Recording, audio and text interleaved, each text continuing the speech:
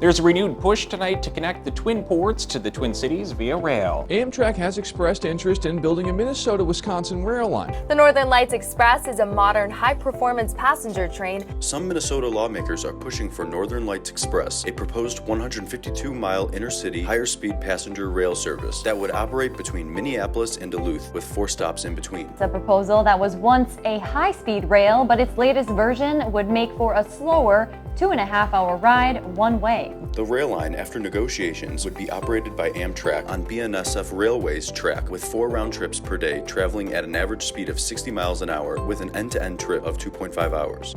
The project awaits between $550 million to $570 million of funding.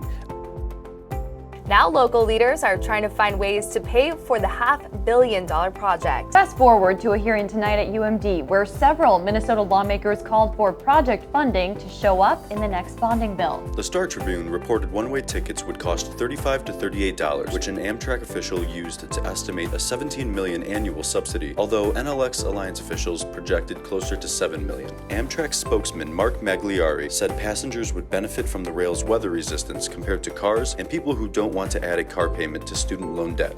Critics say there are better options.